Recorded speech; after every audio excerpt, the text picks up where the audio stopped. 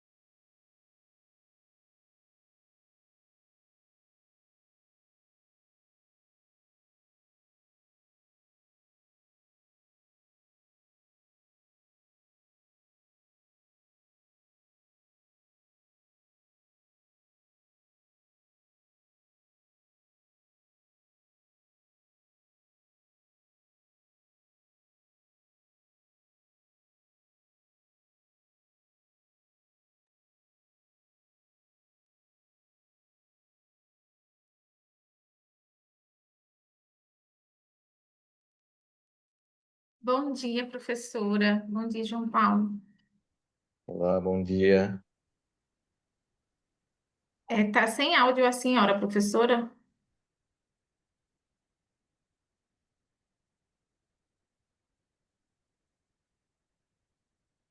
A gente não tá, pelo menos eu não estou ouvindo. Você tá Não, ouvindo, João Paulo? não, o áudio dela está fechado. Pode ser, o microfone não está ativado. É.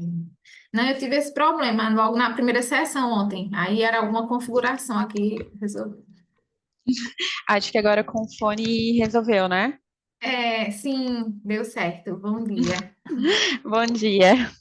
Com o alto-falante do computador não estava funcionando. Deixa eu arrumar aqui então. Olá, bom dia. Bom Bom dia, João. dia. Bom dia, Marco.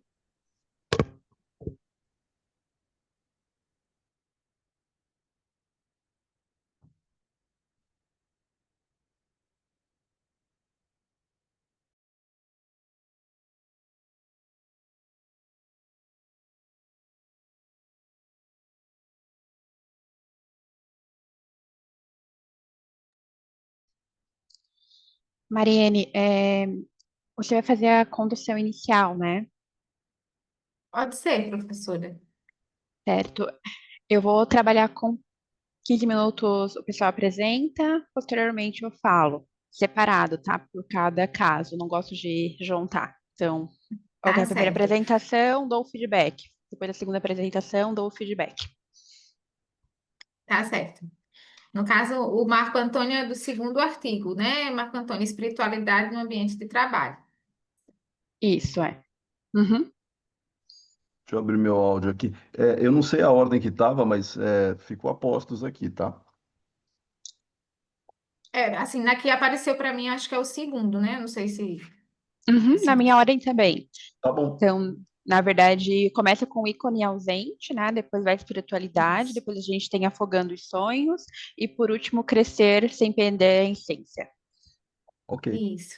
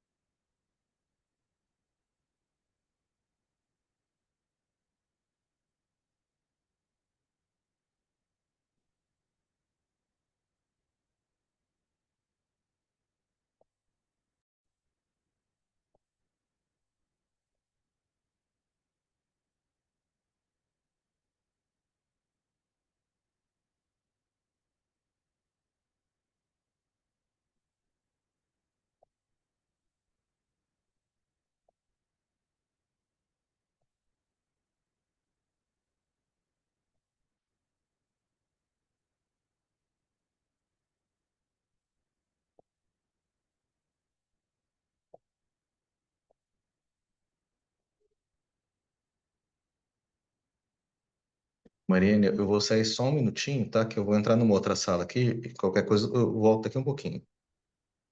Ok, sem problema, João. Bom dia, Henrique.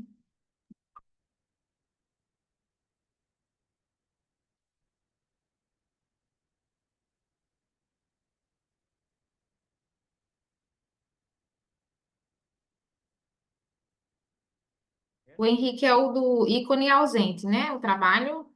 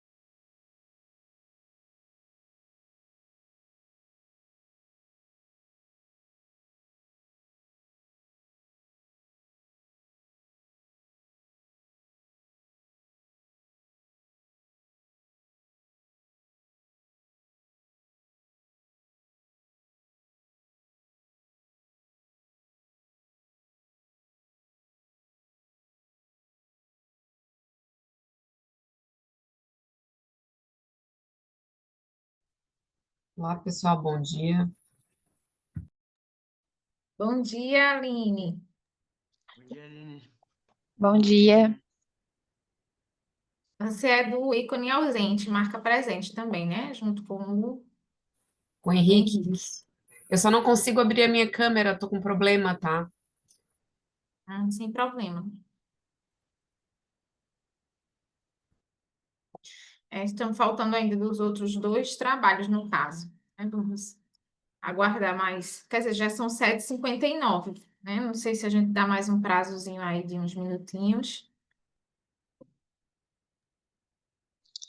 Ô, Mariane, eu acho que espera no máximo 5 minutos até para respeitar quem já entrou. Daí a gente começa Sim. com os Uhum. deles. Ok, então.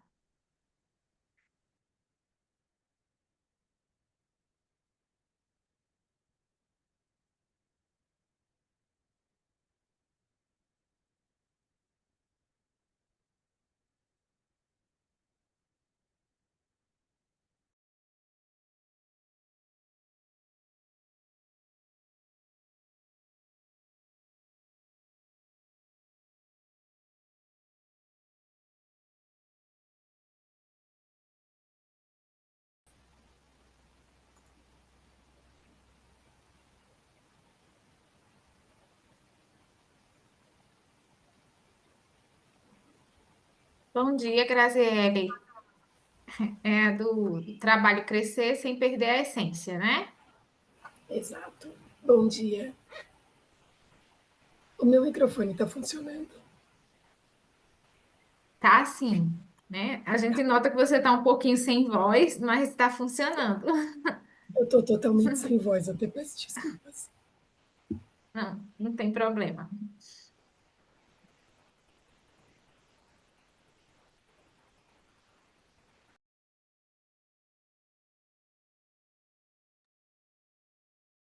A gente vai esperar só mais um pouquinho, tá faltando o autor de um artigo, só mais uns minutinhos para começar, tá, Graziele, né? A gente tem comunicado aqui para os outros.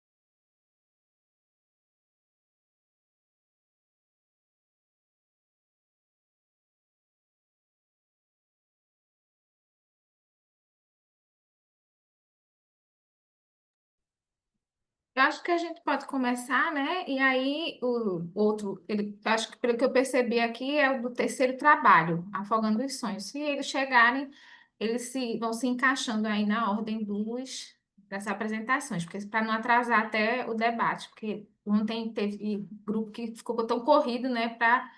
Justamente para poder dar a oportunidade da gente conversar mais sobre os trabalhos apresentados. Eu posso abrir a sala então, né, professora? Então, bom dia a todos, né, oficialmente. Estamos hoje no segundo dia do SEMEAD e continuando com as sessões, né, aqui dos casos para ensino.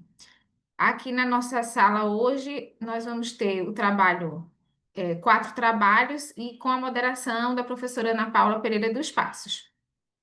Então, a gente vai começar, vocês vão ter 15 minutos para a apresentação de vocês e a cada trabalho, após cada apresentação, nós vamos abrir, né, para alguém que quiser fazer algum comentário e também a professora Ana Paula vai fazer alguns comentários sobre os trabalhos. Então, você pode, no caso, o primeiro trabalho, né, ícone ausente, marca presente, o desafio de branding da reserva após as recentes alterações societárias e saída do seu principal storyteller. Então, os autores, né, Henrique Dias Alperdestre, a Aline Regina Santos e a Graziela Dias Alperdestre podem compartilhar a apresentação de vocês, então, para iniciar a apresentação. Vou compartilhar minha tela.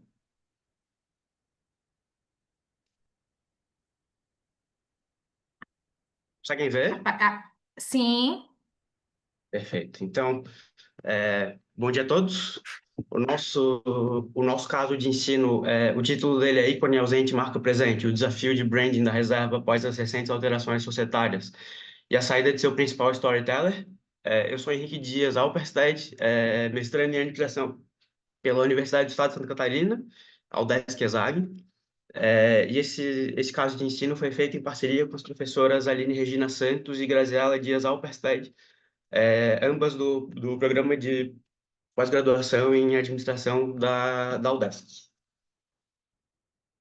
Bom, o nosso caso ele é centrado na Reserva, que é uma marca de moda masculina fundada em 2004 no Rio de Janeiro, que é bastante conhecida por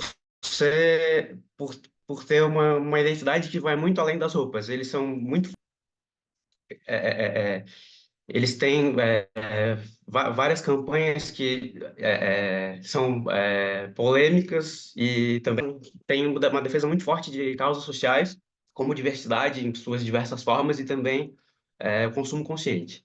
Então, o branding da Reserva ele sempre combinou humor, sarcasmo e engajamento social. No decorrer do caso de ensino, a gente traz vários exemplos disso que eu acabei de falar, dessa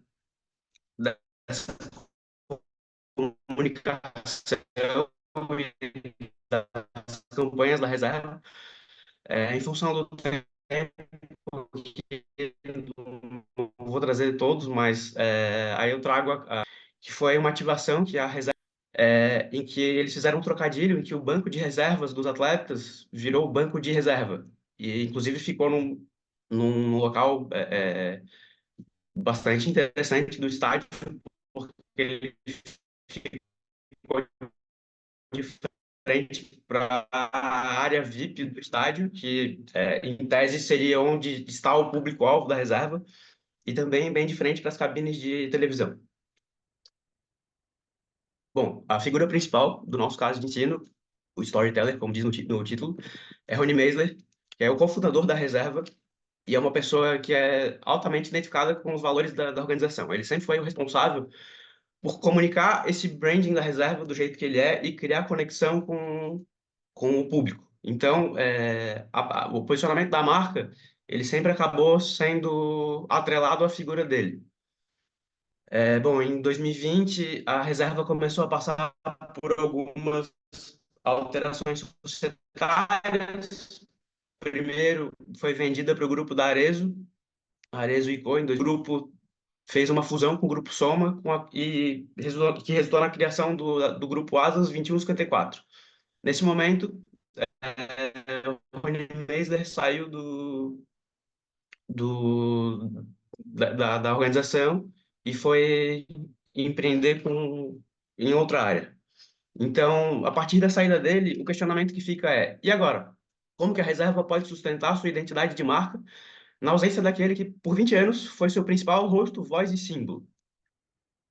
Então, aí entrando nas notas de ensino, os objetivos educacionais, o objetivo principal é analisar os desafios na preservação do branding após a saída da figura central por trás dessa construção, que é o Rony Meisler, no caso.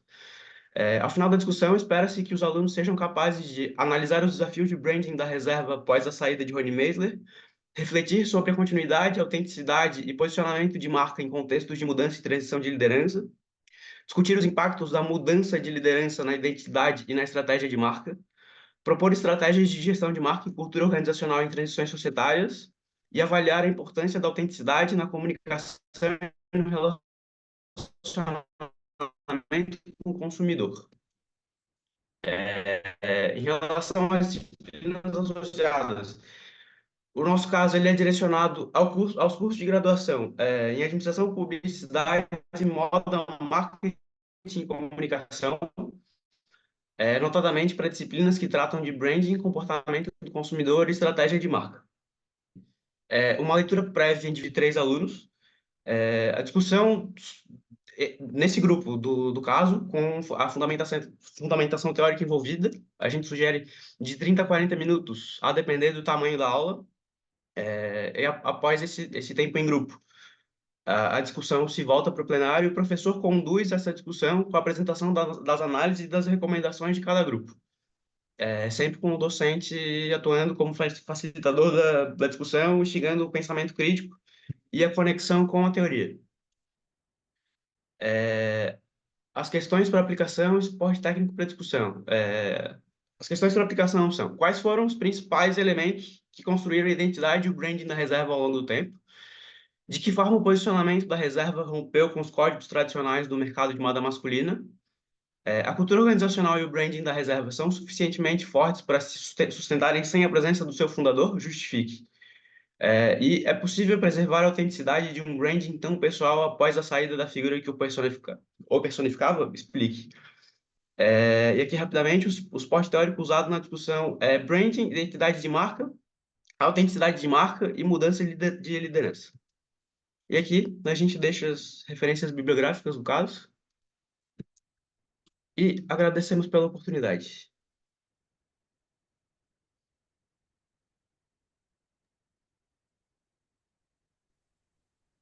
Obrigada, Henrique. Foi bem no tempo, assim, dentro do tempo, né? Então, a gente abre para os comentários, né? E também os comentários da professora Ana Paula.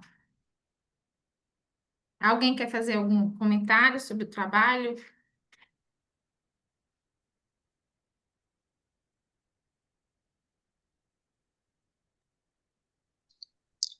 Então, bom dia a todos. É um prazer moderar a sessão de casos, estar aqui com vocês, né? O nosso objetivo é que a gente faça essa troca de experiência, reflexões sobre os casos apresentados. Obrigada, Mariane, pela construção desde o início, né? Henrique, parabéns pela apresentação, também às professoras Aline e Graziella. Eu vou trazer alguns pontos para te refletir, então, sobre o teu caso. Caso tenha algum problema de comunicação, me avisa, ou entendimento de algum dos pontos, fique à vontade para questionar. Então, eu vou iniciar trazendo ali, no momento em que você traz a tua introdução, é o momento que a gente faz alguns posicionamentos no caso, né? Você traz os personagens, traz o local em que se passa, você contextualiza para o leitor e vai trazer e introduzir o teu dilema. Quando você introduz o teu dilema, que é como a reserva ela pode sustentar essa identidade de marca depois de 2 décadas, saindo à ausência do principal rosto, voz e símbolo, ali mostra, né, essa questão da urgência, de necessidade de repensar sobre a estratégia de marketing, mas não traz fatos que mostrem essa transição e que permitam esse questionamento. Ali dentro da construção do dilema, na introdução, não que você vai precisar deixar ele muito maior, mas é necessário construir antes de trazer o problema, alguns aspectos e fatos que sustentem esse questionamento. E quando você traz também, ali você traz 2020 e anos depois, e quando isso efetivo ocorre, vai ser em 2024, né? Que depois disso você traz na narrativa mais para frente. Então, na introdução não fica bem posicionado que esse questionamento ele ocorre realmente em 2024, já que em 2020 vai ocorrer a compra, claro que vai ocorrer mudanças, mas eles ainda estão dentro da empresa. Então, há questionamentos, a reflexão a ser feita em 2020, sim, mas o teu ponto do dilema é em 2024. E isso não ficou tão claro ali na introdução. Tu consegue ver posteriormente quando vai lendo a sua narrativa mais para frente, tá? Um ponto que eu percebi também na sua narrativa foi que em alguns momentos você traz citações, né, durante a narrativa, algumas fontes bibliográficas. Isso vai depender de onde você vai submeter o seu caso.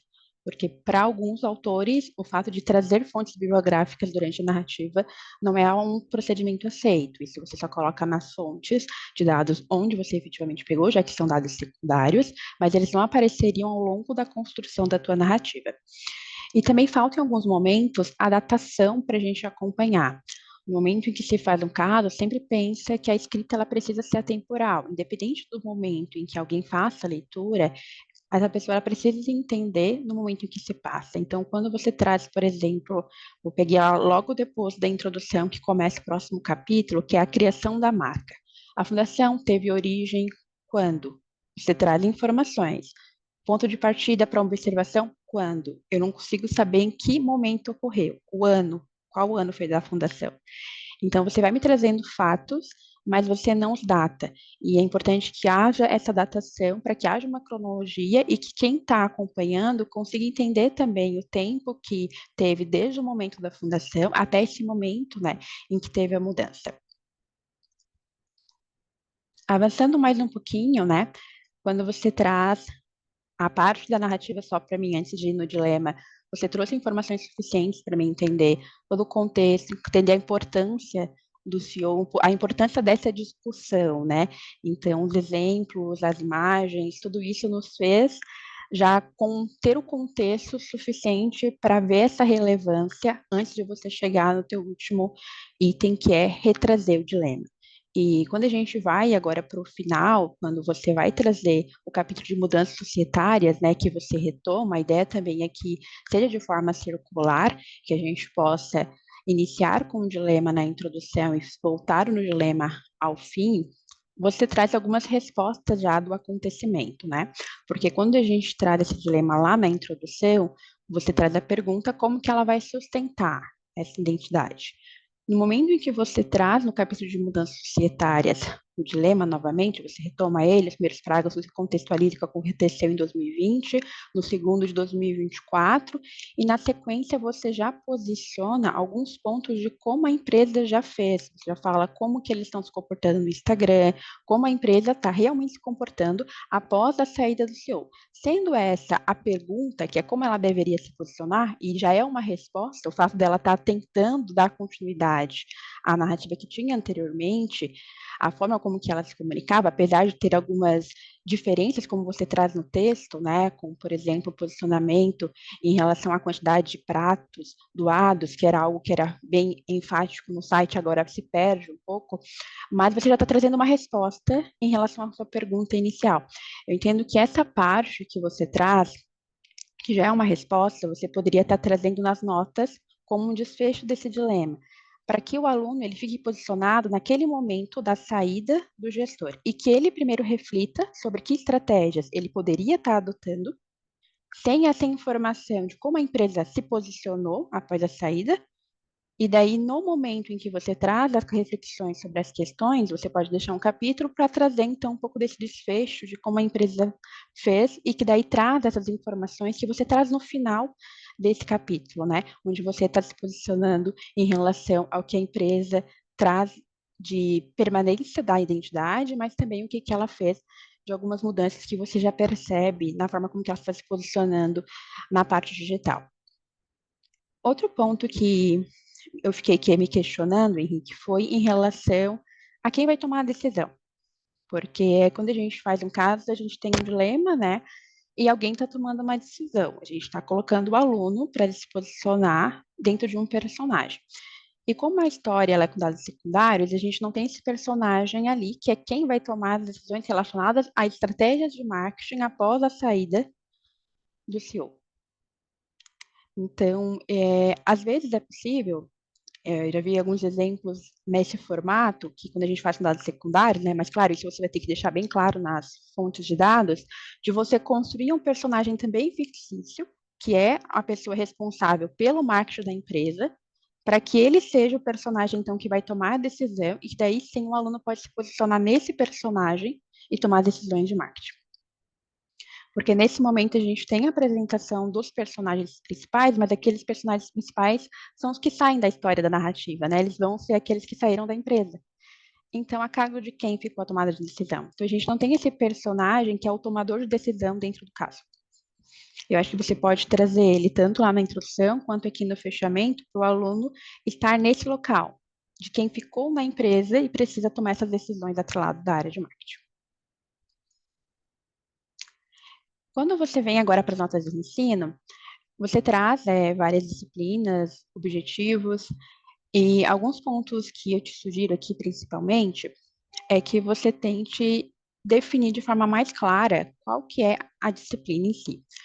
Porque o ideal é que a gente tenha uma única disciplina em um curso específico. Isso dá um posicionamento melhor para o professor. Porque a falta de um posicionamento claro, ele pode, inclusive, prejudicar a adoção do caso. E se observar, você nos dá administração, publicidade, moda, marketing e comunicação. Todas essas opções de cursos de graduação que podem ser aplicados. Seria mais interessante se posicionar em um desses cursos, inclusive em uma das disciplinas que poderia ser tratado.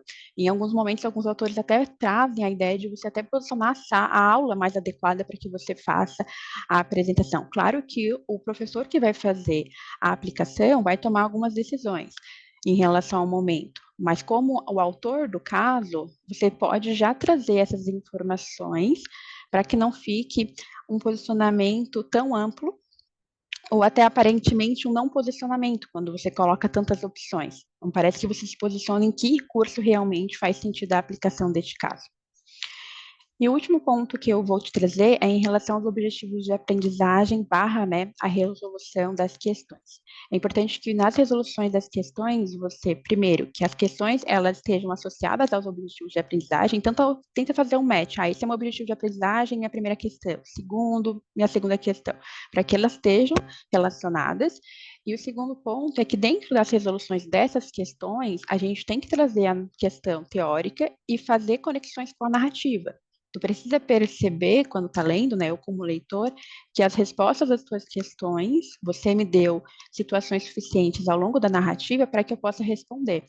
Além do fato de, quando a gente fala de um caso, né, não há uma resposta única. Então, você pode também trazer mais de uma possibilidade de resposta no momento em que você está respondendo cada uma dessas questões. Então, esses são os meus pontos principais. Espero que tenha ajudado você a repensar. Eu acho que é um momento de pensar num trabalho em andamento, né? Quando a gente está no envio de um evento, esse é o objetivo. Se alguém também tiver mais algum comentário e queira contribuir com o Henrique e com as professoras, fiquem à vontade. Henrique também, se queira fazer algum questionamento, fique à vontade. Eu só gostaria de agradecer pelas contribuições, serão consideradas, com certeza. De nada, Henrique.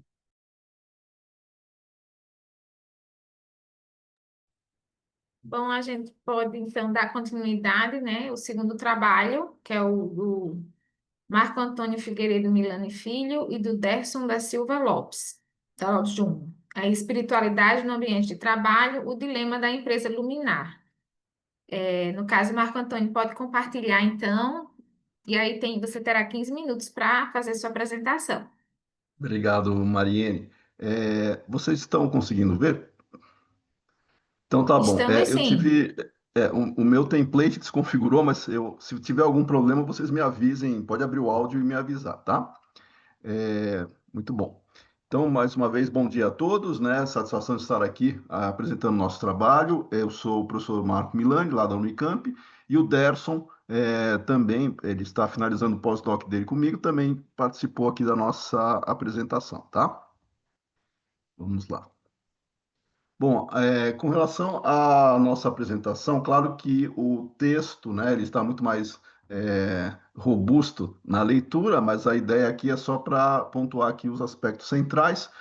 Na introdução do caso, né, a gente tem uma empresa, essa empresa ela é fictícia, mas criada em casos reais. Ela expressa, né, no caso, uma proposta de um programa que foi lançado dentro da empresa e que objetiva, dentro da linha, né, do seu proponente, que foi o CEO da própria empresa, criar ou melhorar um ambiente de trabalho dentro não só como o aspecto de clima organizacional, mas de motivação também, e também, de alguma maneira, refletindo aí no que ele reconsiderou em termos de efeitos nas empresas que já praticam esse tipo de programa, tá? É um programa que não tem nenhum aspecto religioso, ele desenvolve a espiritualidade. Esse é um tema interessante, né, para não vincular a religião com a espiritualidade de maneira direta, mas não quer dizer que não possa ter reflexos nesse sentido, e é justamente isso que o caso também procura capturar. Com o tempo, né, desse programa que foi implantado de maneira voluntária, não é nada obrigatório, mas as pessoas poderiam participar dessa proposta, foi sendo identificadas algumas situações, por exemplo, que essa participação seria muito bem vista pelos gestores da empresa, e isso daí passou a ter um aspecto até, uma influência cultural, claro, porque as pessoas que não participavam do programa talvez tivessem a sua imagem tida ou olhada, né, de maneira diferenciada. E nesse desenvolvimento, o caso traz uma das personagens, né, que é a funcionária Mariana, que ela se sente preterida numa promoção, ela expôs o seu desconforto, né, achando que, pelo fato de ela não participar desse programa, e boa parte desse programa é incentivado pelos gestores, ela se sentiu, talvez, né, preterida nesse sentido, e ela compartilhou isso com outros funcionários.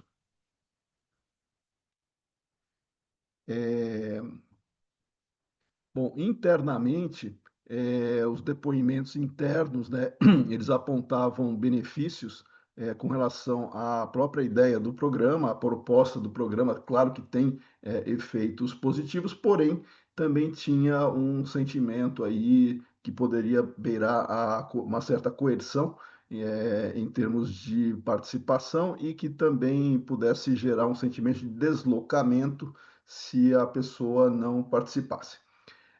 E nas redes sociais também, dada o desconforto não só de Mariana, mas Mariana, dentro do caso aí, ela faz com que as pessoas também comecem a questionar até que ponto essa proposta de espiritualidade estaria dentro aí de uma linha, né, que poderia ser considerada não desejada dentro da cultura organizacional, quando você impõe e deixa de ser voluntária no sentido prático.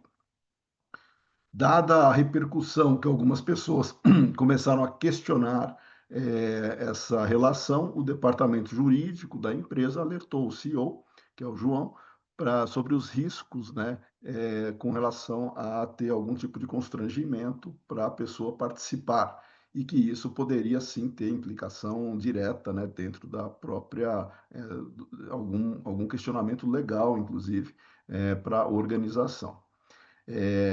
Diante disso, o CEO, que é o João, ele tem que é o caso, ele tem que decidir se ele vai manter o programa como está, reformular, né, ou encerrar o programa. Então, começa-se aí a discussão. João é o personagem que os alunos vão, obviamente, também buscar se identificar para a tomada de decisão sobre o que fazer com o programa.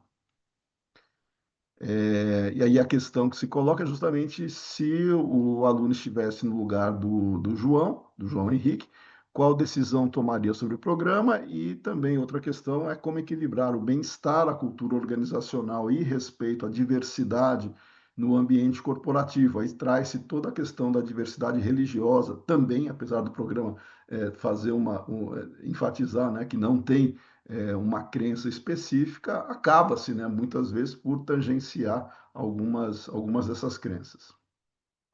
Então, o convite que o caso faz é para reflexão sobre como equilibrar esse cuidado e o pertencimento, né, do indivíduo dentro da empresa com a pluralidade e voluntariedade reais, ou seja, sem constrangimento, avaliando impactos simbólicos e práticos, né, sobre a cultura, sobre a gestão de pessoas e respeito à diversidade de crenças, né? Ele enriquece, né, tem várias nuances, né, que podem ser tratados nesse sentido. O caso, né, isso também é colocado no texto, ele faz uma triangulação entre fontes aí que nós temos, né, e o caso foi construído em programas existentes em grandes empresas, são citadas também, como a Natura, o Google, o Hospital Albert Einstein e a Salesforce, né? Então veja que esse tipo de programa ele não é incomum, ele existe dentro da proposta de trazer a questão da espiritualidade dentro da organização, tentando respeitar as diferentes crenças, mas o caso levanta aí uma das tensões que podem ocorrer. Então, o dilema ético que foi explicitado aí vincula-se à criação de expectativas veladas de participação. Colaboradores relataram, né, a pressão implícita, né, por meio de elogios àqueles que participam e um certo constrangimento, né, para aqueles que não participam. Esse cenário culminou aí com o caso da Mariana, que profissionalmente ela tinha o seu desempenho respeitado, né, bastante competente, mas ela se sentiu de alguma maneira, talvez, né, influenciada por não participar do programa. E o episódio levanta aí essa tensão entre intenção e prática, né? A intenção é boa, mas talvez na prática gere essa repercussão. E a pergunta é como garantir que a cultura corporativa não se torne excludente ou coercitiva. Com o objetivo de ensino, estimular a reflexão crítica sobre Espera aqui, eu não estou conseguindo ver aqui direito. Aqui. Sobre os limites da espiritualidade nas organizações, analisando dilemas éticos, gestão da diversidade, coerção simbólica e cultura organizacional, e busca-se fazer com que os alunos desenvolvam competências de análise, argumentação e tomada de decisão frente a situações ambíguas e com múltiplas interpretações. É isso, acho que eu estou dentro do tempo, fico à disposição para reflexões, destacando que a nossa apresentação aqui, obviamente, ela é sintética, né? Espero que todo mundo tenha lido, com certeza a Ana leu, e a Mariane também, mas a ideia é entender o contexto, né? E só a leitura do texto inteiro vai propiciar essa robustez. Obrigado.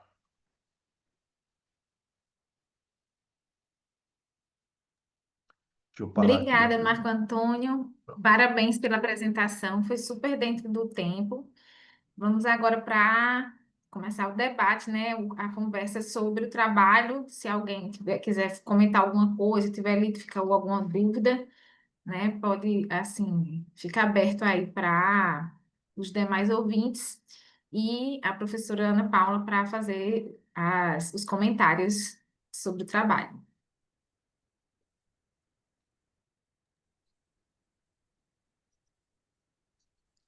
Obrigada, Mariane. Então, primeiro, parabéns, Marco, pela apresentação e também pelo trabalho em si. Eu achei que o tema é muito interessante, né? Porque a gente está falando de várias ações, normalmente que estão sendo inseridas para repensar a gestão de pessoas. A questão da espiritualidade é uma delas. Então, refletir em como essas repercussões podem ocorrer se você não fazer a implementação de uma forma adequada, né? Então, no momento em que você já traz lá na tua introdução, você traz toda a expectativa interna quanto externa, né? A repercussão disso que está ocorrendo nesses dois locais da empresa. como fora já está sendo vista, porque os funcionários também estão trazendo a informação via redes sociais, né? E isso faz com que os clientes, com os outros stakeholders da empresa, tomem ciência daquilo que estava sendo utilizado até na própria narrativa da empresa, de algo positivo que a empresa tinha, agora os funcionários vêm com uma perspectiva negativa, né? Então, no momento em que você traz esses aspectos na tua introdução, eu já consigo perceber a urgência do dilema, que é um dos pontos que a gente espera no caso, né? No momento em que se faz a introdução, além de localizar qual é a empresa, o tempo que se passa, quem que é o tomador de decisão, que isso tudo a tua introdução traz, tem a necessidade de a gente entender o fato e a urgência desse fato. E a introdução, ela também nos entrega isso. Você faz a questão circular, né, quando você traz o final do caso, você volta ao dilema. No entanto, como houve um detalhamento maior da situação na introdução, quando você volta ao dilema, há uma diminuição dessa situação na escrita, né? E isso me fez pensar, é uma sugestão para você, Marco, em quanto que você precisa detalhar lá na introdução e o quanto que você vai trazer ao fim do dilema.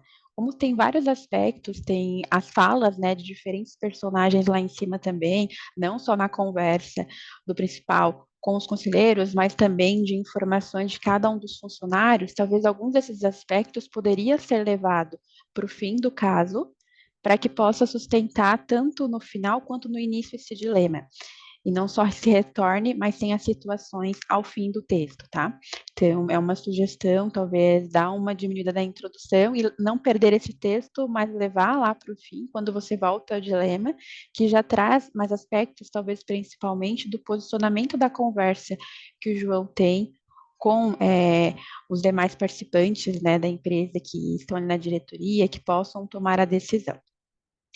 Então, a gente traz, um dos diretores acrescentou uma informação, tem aqui também a fala específica de uma delas trazendo como que foi institucionalizada, né, a diretora de RH, talvez essas repercussões da discussão com a diretoria poderiam estar lá no final, e aqui em cima deixar mais essas informações de falas que você trouxe dos funcionários que já mostram a necessidade e a urgência, e no fim se retoma com essa discussão que há com os diretores. Quando a gente segue no seu trabalho, vem o histórico da empresa, tudo está muito bem datado, consegui acompanhar toda a narrativa, mas aqui você traz um histórico que tem 3 sócios, com formação de engenharia de computação, experiência prévia no setor. Seria bom nomear esses sócios, né? Falar se o CEO que a gente menciona lá na introdução é um dos sócios, trazer um pouquinho mais da caracterização desses 3 sócios para dentro do texto, até para a gente entender, né, como parte da construção da empresa e fazer essa conexão melhor com a empresa, além do personagem principal que a gente já está fazendo lá desde o início da introdução. Daí, seguindo na parte da construção narrativa, eu também vejo que em alguns momentos houve a inserção de algumas fontes, daí eu volto no mesmo informação que eu falei no caso anterior, né, a depender de onde vocês publicarem, talvez precise repensar ali a citação de Vasconcelos 2009, de Marquês 2007, que está no texto, dependendo do local e da revista em que você for fazer a submissão, em algumas não é visto adequado a inserção de fontes durante a narrativa. Entrando agora para a parte das notas de ensino, as fontes ficam claras, mesmo sendo dados secundários, não teve uma perca na qualidade de informação, conforme eu mencionei, né? Todos os fatos, situações, tudo estava muito bem descrito, a datação também. Então, mesmo sendo fictício, não houve perda na construção. Dentro da sequência, você traz relações com objetivos de um curso ou disciplina, né? E vem as disciplinas sugeridas. Aqui eu só não localizei a apresentação dos objetivos de aprendizagem de forma mais clara, né? Cada um deles. Tem a questão de estimular o desenvolvimento de competências analíticas, mais atreladas aos temas que você traz nas questões. Então, ali tem um plano de discussões, as perguntas de preparação. Então, os objetivos de aprendizagem atrelados a essas perguntas que vão ser feitas, além da construção que você já fez, né, da narrativa, você traz cada uma dessas perguntas e como que elas se conectam com os autores, mas faltou só o que antecede, os objetivos de aprendizagem conectado com as questões para discussão. Na narrativa você faz, então, sempre a pergunta, o que está no texto e autor, então isso ficou muito bem construído, né, essas amarrações que a gente espera para que tanto mostre que aquilo que está no texto ele permita responder as perguntas, mas também vai conectando com a literatura que se tem sobre o tema. Em relação às disciplinas, eu vou fazer o mesmo comentário que eu tinha feito anteriormente também no caso passado, né? Eu entendo que um caso para ensino escrito para servir um objetivo educacional específico, e o ponto de partida da construção desse objetivo específico é a identificação desses objetivos educacionais e a escolha de um tópico dentro, né, de uma disciplina para qual o caso será selecionado.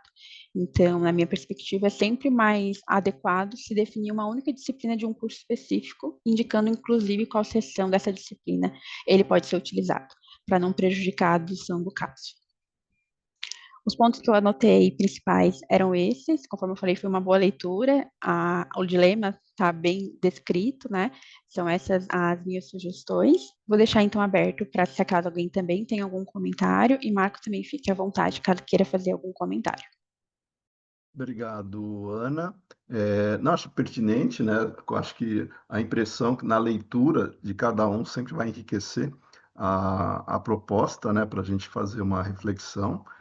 Com relação às disciplinas, um cuidado que a gente teve foi que nem todas as disciplinas são as mesmas em diferentes cursos e faculdades, né? Então, necessariamente, a gente abre um leque aí para se colocar dentro do conteúdo de cada um, mas, obviamente, o que você comenta também faz sentido. E destaco também a proposta que o caso ele é dinâmico, né? Então ele pode ser adaptado, inclusive, né? A gente nunca coloca isso nos casos, mas todos os casos podem ser adaptados, né? Então acho que é uma riqueza que esse tipo de assunto tem para nós que estamos discutindo casos aqui, destacar isso, né? Eu gostei da apresentação do Henrique, né? Anterior, justamente com relação, eu estava pensando já em adaptações para outras situações, né? Então fica aqui só a reflexão também, como a gente pode trazer essas ideias, né? Como é rico a gente trocar ideias aqui, né, no Congresso também para esse tipo de situação, tá? Obrigado, Ana, e fico também à disposição aí para algum comentário.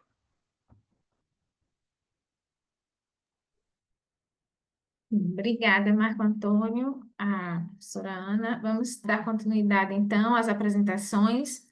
Seguimos para o nosso terceiro trabalho da manhã, Afogando os Sonhos, o que um serviço mal prestado pode ensinar sobre marketing, dos autores Maiara Couto Barreto, Andréa Aparecida Albino e Fernanda Cristina da Silva. A Andréa, então, pode, acho que é a autora, né, que está presente, pode compartilhar, então, sua tela, Andréa, e você terá 15 minutos para fazer a apresentação. Tá sem som.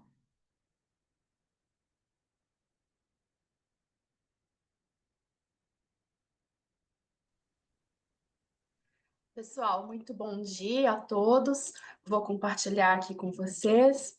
Eu quero começar agradecendo pela compreensão em relação ao meu atraso. Eu juro que eu fiz todos os testes, deu tudo certo. Na hora de entrar hoje, eu tenho realmente um problema com senhas. Me desculpem, tá? Mas então, para não atrasar mais, vamos lá. Eu vou aqui no Share, né?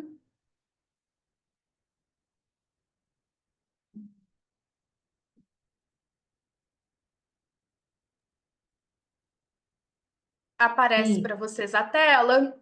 Apareceu sim, só falta colocar no modo apresentação. Tá ok, Andréa, pode começar, ficar à vontade. Tá bem, eu só vou passar uma tela só para vocês confirmarem se realmente passa certinho e aí começa. Passou. Perfeito, muito obrigada. Gente, sou a Andréia. Para quem já leu o caso, vou começar descontraindo um pouco. Eu sou a sortuda que ficou hospedada nesse hotel, tá?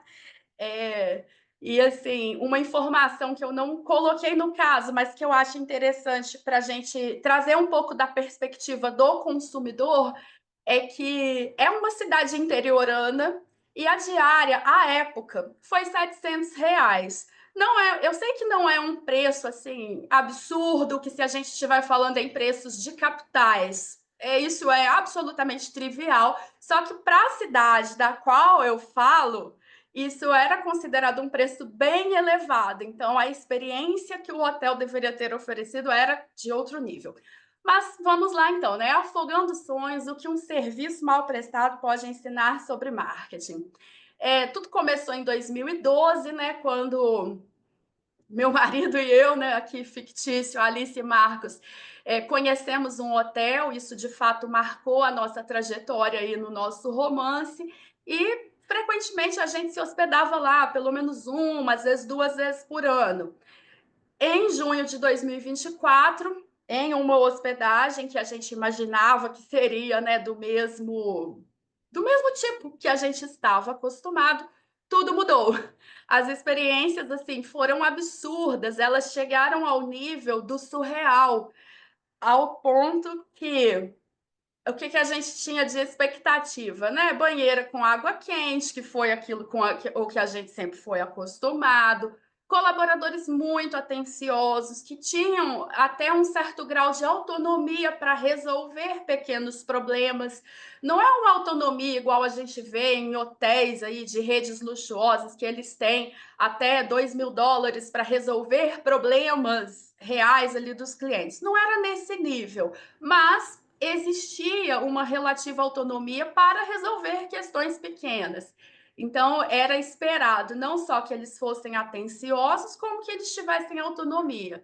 E o café da manhã, a primeira vez que a gente ficou lá, nós éramos bem jovens, então a gente não tinha grandes preocupações com valor calórico da alimentação e tudo mais. Então, assim, era realmente uma coisa da gente se esbaldar. E com o passar dos anos, a gente viu que foi piorando, mas também a gente entra nas dietas da vida e estava tudo certo, fomos diminuindo aí a ingestão calórica. Só que a realidade, ela foi muito diferente do esperado. A banheira, ela não estava nem sequer morna. Ela era fria mesmo, em um dia de inverno, então, assim, ficou inviável o uso. Os colaboradores, assim, sem a menor, sei lá, parece que eles não nos enxergavam. Foi um negócio muito esquisito que aconteceu, porque as nossas queixas, parece que realmente as pessoas não viam a gente. A gente falava com eles, mas assim, é como se a gente fosse invisível e que também não fosse possível nos escutar. E o café da manhã, assim, o que a gente comeu lá apressadamente foi sobras. Basicamente foi isso. Então, da expectativa para a realidade, a situação ficou bem esquisita. E conversando com outros casais de amigos que também gostam de ficar nesse hotel, gostavam, né? Eles estão, assim, com perspectiva muito parecida com a nossa. O hotel já foi um lugar muito interessante. Hoje não é mais. E eles estão em uma cidade em que a concorrência já está diferente da época em que o hotel era maravilhoso. Então surgiram 2 outros grandes hotéis que conseguem, assim, têm uma estrutura mais contemporânea, conseguem fazer frente de fato, né? Ser uma concorrência real, direta para eles. Mas parece que isso, por alguma razão, não os fez modificar suas atitudes, né? Então, o que era o desafio que a gente está trazendo para o estudante, né, da área de marketing, seria como resgatar as características que fizeram do hotel a opção preferida de muitas pessoas de considerável poder aquisitivo, e ainda agregar ao hotel serviços que tenham mais a ver com a contemporaneidade. Esse é o desafio principal. E como que isso é traduzido, né, exposto ao longo do caso, né? A gente entende que os desafios são grandes, que vão demandar ações em diversas áreas organizacionais, que passa até por uma questão de cultura organizacional aqui, que em algum momento eles tiveram alguma virada de chave lá num sentido ruim. Essas ações, né, elas vão demandar uma liderança forte, comprometida com mudanças, porque se isso não partir de um nível mais elevado da empresa, dificilmente elas vão conseguir se solidificarem. E nesse caso, o estudante é convidado a pensar caminhos, né, pelos quais o hotel vai ter que passar para buscar o sucesso de antes, lembrando sempre o sucesso de antes, porém no ano de 2025 em diante, né? E o que a gente traz como objetivos educacionais? Primeiramente, né, gerar reflexões acerca da importância de se considerar diferentes aspectos do marketing de serviços, tanto na geração de valor quanto no processo de satisfação do cliente, né? A gente sabe que a satisfação ela envolve tanto questões pontuais quanto também um resultado acumulativo das interações do cliente com o serviço, né? E buscamos propiciar aos estudantes a possibilidade dessa reflexão sobre as consequências que podem surgir da falta de preparo, da falta de foco nas necessidades do cliente, quando se fala principalmente no cenário de prestação de serviços. E a gente sabe que os serviços, muito diferente da venda de um produto, ele precisa de muito mais cuidado, tanto é que ele requer um mix de marketing expandido, né? Então, são esses os objetivos. Aqui eu apresento para vocês muito brevemente algumas das questões para discussão que nós colocamos no caso. Não apresento todas, por conta da limitação do tempo, né, para a gente não demorar demais, mas assim, é óbvio que o caso traz todas as que a gente pensou. Então, nós trouxemos, até fiquei de olho de ouvido atento nas falas da professora Ana Paula sobre trazer ou não referências, né, dentro do caso, mas a princípio nós trouxemos, porque recorremos diretamente a essas referências, até mesmo para elaborar questões que iriam abranger boa parte do conteúdo de uma disciplina de marketing de serviços. Então, a gente começa com o conceito de flor de serviços, né, que fala dos serviços facilitadores e realçadores, e como que isso se aplicaria no contexto desse hotel. Além disso, se o estudante indicaria outros serviços complementares, quais seriam eles? Serviços suplementares, desculpe. A nossa segunda questão, né, considerando o mix expandido de marketing de serviços, em quais deles estarão os principais problemas vivenciados pelo casal quando da hospedagem deles? A terceira questão, tendo em vista a dificuldade de se medir a qualidade no contexto da prestação de serviços, ao longo do tempo, a literatura vem trazendo aí vários modelos muito importantes. E aí, dando destaque para o modelo de lacunas da qualidade dos serviços, quais as principais lacunas que nós poderíamos identificar nessa experiência do casal no hotel? E aí temos outras 3 questões que, a princípio, eu não coloquei aqui, imaginei que não daria tempo, mas aí vi até que poderia ter expandido um pouco.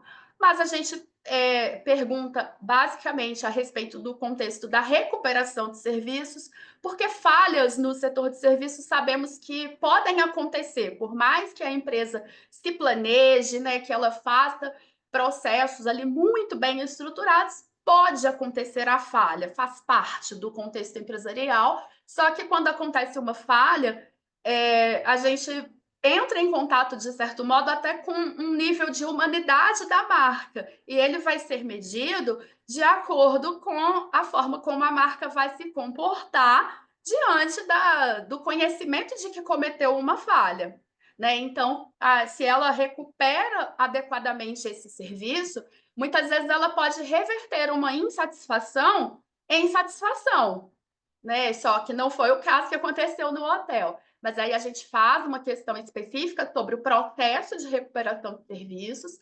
Temos também uma questão específica sobre como que a cadeia de valor de serviço se aplica, né, ao longo da trajetória desse caso, né, e como que ela poderia contribuir com possíveis soluções de situações vivenciadas e narradas ali no caso. E uma outra questão, uma última, que ela nem é tão própria da área de marketing de serviços, mas nós entendemos que ela tem uma transversalidade em vários campos organizacionais, que é a questão da cultura. Porque muito do que a gente percebe no desenrolar do caso tem ali aspectos da cultura organizacional muito presentes.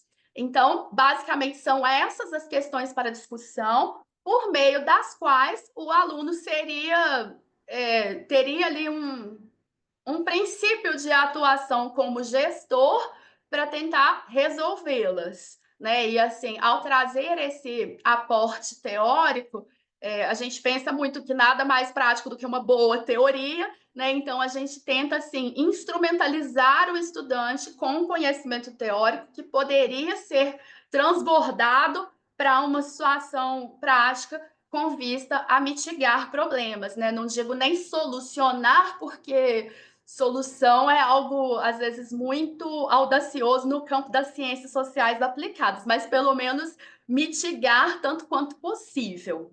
Então, eu encerro por aqui a apresentação, só mostrando as principais referências que foram utilizadas. Agradeço muito pela atenção de todos e estou ansiosa para conhecer a opinião de todos a respeito do caso e pensar, né, no que a gente pode fazer para poder aprimorá-lo. Obrigada a todos. Obrigada, Andréa. Parabéns por sua apresentação, né, pelo caso. Só conclui aí o compartilhamento, que eu acho que ficou na tela do seu computador. E a gente passa agora para abrir para os debates, né? Para o debate e para as também considerações da professora Ana Paula.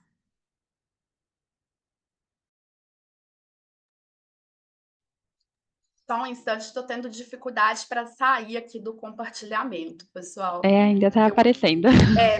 Achei. Eu uso muito pouco o Zoom no meu dia a dia. Estou mais acostumada com outras plataformas, né? Não é justificativa, mas enfim. Então, primeiro, obrigada pela apresentação, Andréia. Vou fazer só um esclarecimento do ponto que você trouxe antes de começar a falar especificamente sobre o seu caso, né? Na construção do carro, então, a gente tem a parte da narrativa, da história e das notas de ensino. Quando eu estava falando das citações, é na narrativa, que foi algo que você não fez. Na parte da nota de ensino, sim, você vai trazer citações como você fez, né? Mas na narrativa, quando você conta a história, conforme eu comentei, a depender da revista, porque daí a gente sempre tem perspectivas de atores diferentes, né, sobre tudo, e a construção do caso também, até porque existem vários tipos de caso para ensino. Alguns não entendem que é adequado a gente ter na narrativa, que não foi algo que você fez, no seu caso não tem, citações. Então, só para a gente tirar esse entendimento que me pareceu na tua fala que você entendeu que era no caso como um todo, mas não, na nossa de ensino vai ser comum sempre ter citações, até para te poder fazer a discussão com aquilo, né, que se trouxe na narrativa. Mas algo que acontece dentro das tuas notas, já que eu estou falando da parte das citações, no momento em que você traz as perguntas, as questões, você já posiciona o aluno de que teoria que ele deve utilizar para responder. Então, vou até ler aqui uma delas, né, vou descer aqui no teu caso, descer um pouquinho. Você traz assim, ó. A partir do conceito de flor de serviços apresentado por, mencionamos autorano, daí faz a pergunta. A C também fala, o modelo de lacunas de autorano, daí sim você faz uma pergunta em relação ao caso. Então, você traz na própria questão para discussão, você já diz com que literatura o aluno precisa responder ao caso. E daí isso também precisa ser repensado, porque quanto mais aberto, você vai trazendo as respostas a essas citações. Mas na construção da questão, seria melhor que a teoria ela estivesse implícita, não explícita. Então, ao invés de dizer, com base na teoria de liderança situacional de tal autor, qual o estilo do gestor? Eu pergunto, considerando o perfil da equipe e comportamento do gestor, que tipo de postura de liderança seria mais adequada nessa situação? E o aluno, na construção com a narrativa, vai fazer a conexão com a literatura. Isso também permite que seja melhor aplicado o caso, porque essa foi a literatura que você trouxe, né, considerando que achava mais relevante para responder essas perguntas. Mas, na aplicação, se as perguntas elas são mais abertas e a teoria não está explícita, os alunos e os professores que forem aplicar o seu caso, eles vão trazer, às vezes, teorias diferentes também para resolver a situação. E a construção e aplicação do caso, A gente vai da prática para a teoria, né? Não o inverso, não é que a gente vai trazer a teoria para aí sim fazer a aplicação prática. Então, já falando das suas questões, esse era um ponto que eu te sugeria. Não é mudar a construção e as perguntas feitas, mas ao invés de deixar sempre na pergunta, que foi o que você fez na maioria delas, a teoria explícita, não deixa a teoria explícita. Deixa a pergunta mais aberta e a teoria ela aparece na resolução, onde daí você já está trazendo a resposta amarrada com a narrativa, e daí você faz a conexão com essa literatura que você então definiu, né, que eram mais interessantes para responder essas perguntas. Agora vamos lá para a questão da narrativa em si. Então, quando eu li o teu caso, primeiro você escreve muito bem, né? Então, tu fica bem intertido na construção e consegue se fazer parte. Eu acho que todo mundo já viu problemas em hospedagem. Você consegue se situar, né? Junto com aquela pessoa que está sentindo. Mas um ponto que me chama atenção desde o momento em que você inicia, primeiro quando você traz o seu resumo e ali na introdução. Primeiro item, a primeira frase do teu resumo, você já diz qual é a fonte do teu caso, e a introdução você também traz a fonte do caso. Então, a fonte de dados do caso não está na notas. A notas não tem um espaço com a fonte. E sim está no início da introdução e no resumo.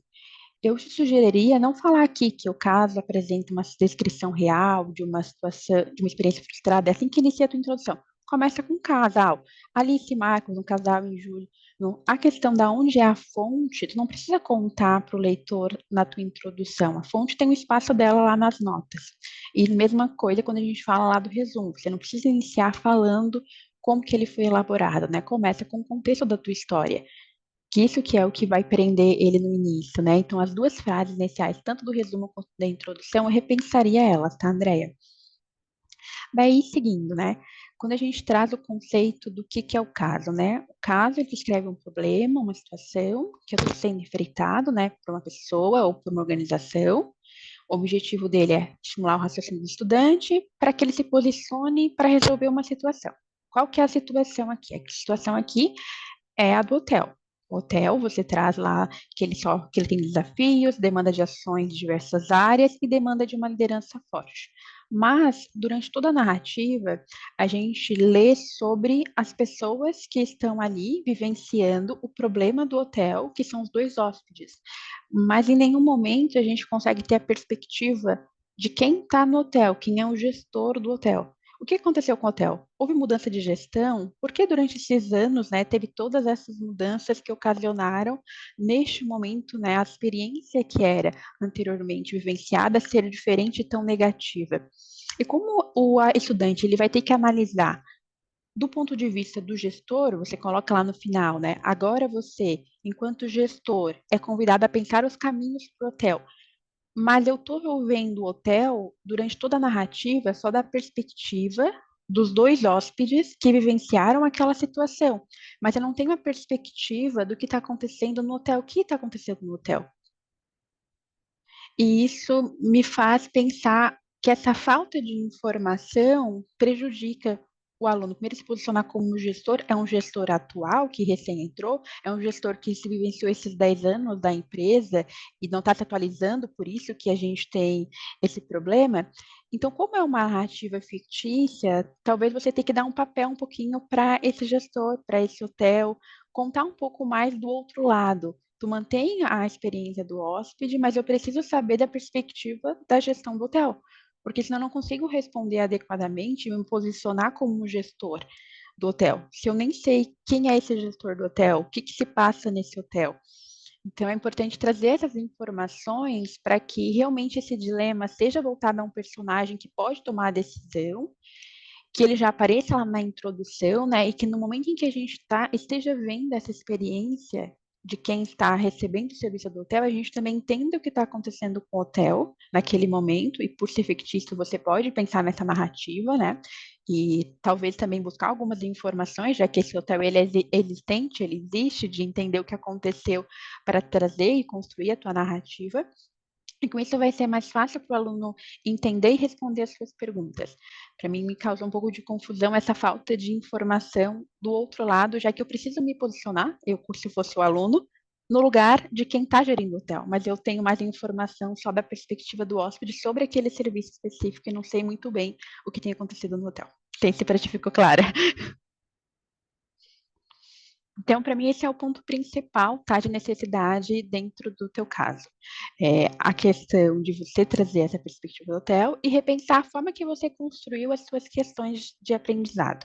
Os demais, como eu falei, a narrativa, ela aprende, tu consegue se colocar e fazer parte, né, durante toda a leitura. As literaturas também são interessantes, talvez até uma literatura só de expectativa seria interessante também, que não foi trazido, foi mais focado na parte do marketing de serviços, mas todas elas são bem relevantes para responder os pontos que você trouxe, né?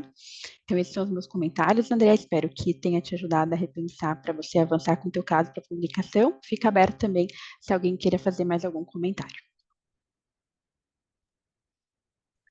Bom, eu quero agradecer demais, Ana Paula.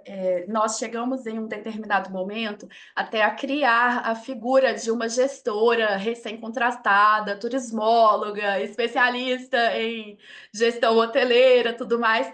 Só que gerou uma certa confusão entre nós três na escrita. A gente ficou, vai, não vai, mas eu acredito que a gente pode não só assim, voltar com esse texto, melhorando para trazer um pouco essa perspectiva do gestor do hotel. Acho que vai ficar bem alinhado com o que você está trazendo. Não havíamos pensado, de fato, no quanto que a gente reduz, né, a participação do estudante quando a gente já direciona para uma teoria. Né? Então, acho que, de fato, a gente precisa confiar mais nos nossos estudantes em geral e, assim, deixar que eles procurem também ver como que eles vão resolver. Acho que faz super sentido. Te agradeço muito. A minha primeira experiência com caso de ensino, assim, né, a gente costuma publicar outros tipos de trabalho, então a gente teve muitas dúvidas ao longo do processo.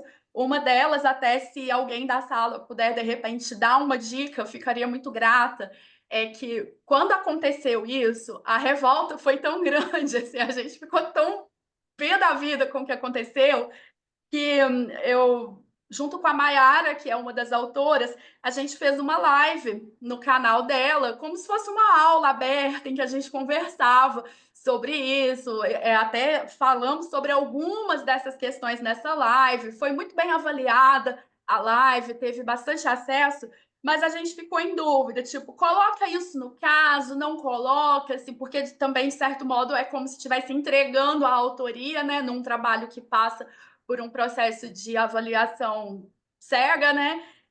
Mas aí, agora que já é algo assim que se concretiza numa publicação, eu não sei se vale a pena a gente trazer elementos da discussão dessa live. Realmente não temos ainda uma resposta quanto a isso. O que é que você acha? Ou qualquer outra pessoa da sala, claro, né? Então, na nota de ensino, ele seria um material complementar, né? Que você poderia estar fornecendo para o aluno para a reflexão dele sobre as questões. Então, ele não apareceria na narrativa, mas nas tuas notas de ensino. E visto que a live, você está contando uma história, mas necessariamente o autor, em nenhum momento você posiciona, né, que a narrativa foi vivenciada pelo autor, se posiciona, você pode só retirar isso. Do caso, para que você, no momento em que vir para uma revista e os avaliadores façam a avaliação, não te identifique como, não, então essa é a autora porque ela mencionou nas fontes que ela que vivenciou.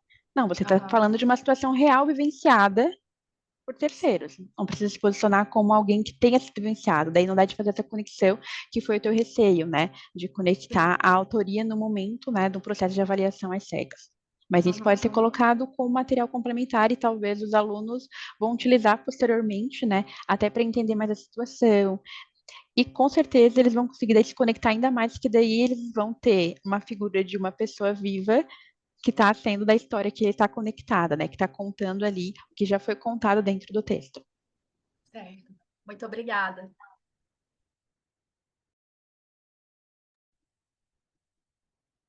Bom, vamos então seguir para o nosso último trabalho da manhã, com o trabalho Crescer sem perder a essência, o dilema da colheita, o dilema de acolher confeitaria, entre a expansão física e os canais de distribuição. A gente dá os autores Salete Maria Bernardo Machado, da Priscila Martins Barreto, Graziele Ventura Coeric e Érica de Pádua. Então, a Graziele, né, acho que sou ela que está aqui, que vai representar os autores, pode compartilhar, você vai ter 15 minutos para fazer a sua apresentação, Graziele. Tá bom, então, Mariane, obrigada. Bom dia a todos. Primeiramente, eu queria pedir desculpas porque eu tô com uma faringite e a minha voz. Mas eu realmente sou a única autora do artigo. Se porventura em algum ponto não ficar bem claro o que eu estiver comunicando, peço que vocês me peçam para repetir.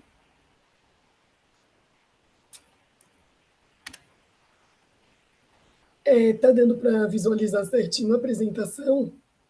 Ainda não. Ela ainda não aparece na tela.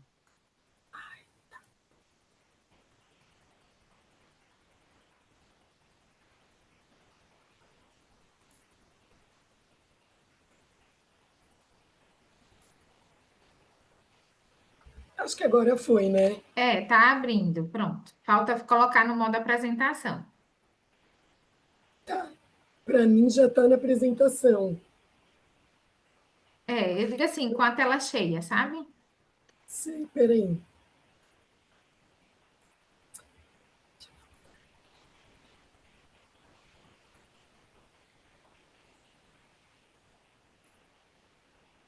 Eu estou indo em janela, compartilhar, seria isso?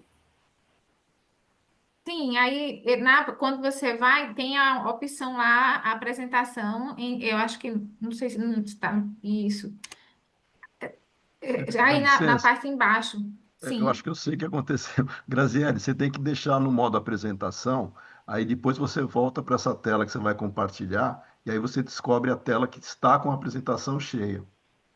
Ah, então tá. Peraí.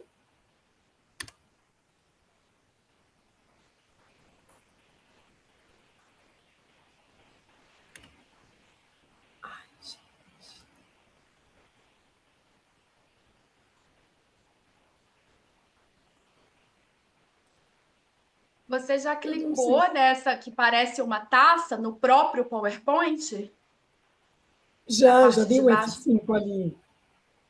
Estranho. Estranho, né?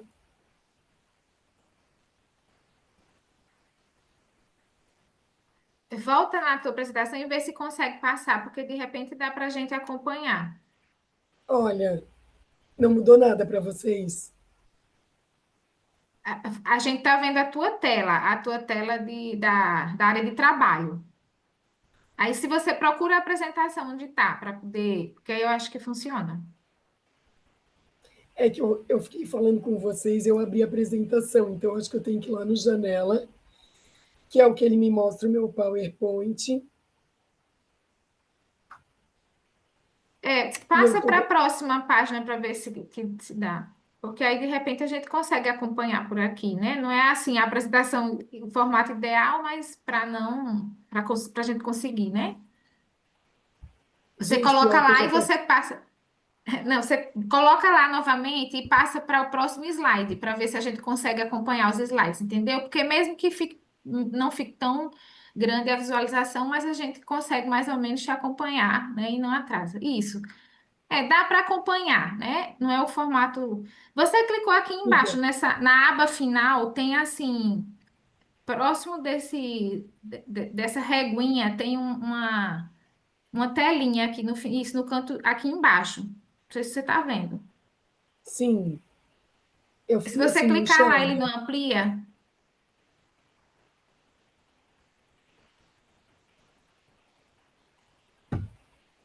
Mas dá para ver assim, né? Você vai passando, você passou para o segundo slide e a gente conseguiu ver. Aí assim não atrasa, né? Ai, gente, desculpa, podemos fazer assim então? Sim, pode fazer assim. Uhum.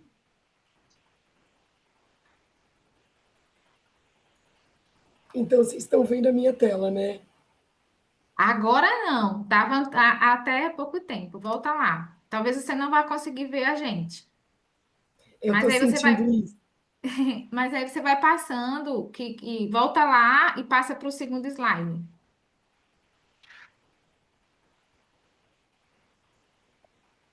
Não está compartilhando ainda.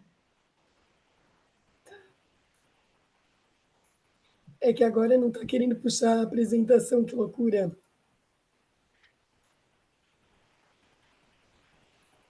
Você travou aí a tua apresentação, é isso? Você não está conseguindo abrir ela? Ah, abriu. Agora foi. Pronto, aí Abriu. passa para o segundo slide para ver, só se a gente consegue aqui. Pronto, dá para ficar. Eita, agora ficou. Cresce, isso. Olha, Graziele, aí ao lado de onde você está clicando mesmo. Você está vendo que tem uma telinha? Isso, clica aí.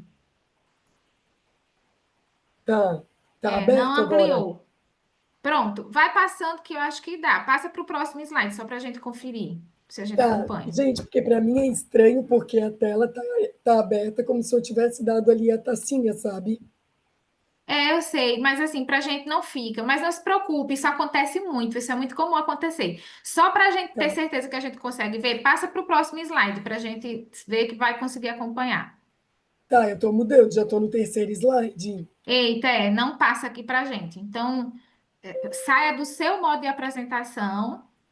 Você tá Saí. vendo a gente, né? Pronto. Aí passa para o próximo slide, aí, desse jeito.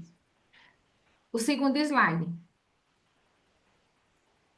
Posso só eu me guiar pelo slide e vocês não verem ele, tudo bem? Pode ser também, né? Eu pergunto, eu posso enviar depois ali pelo Google.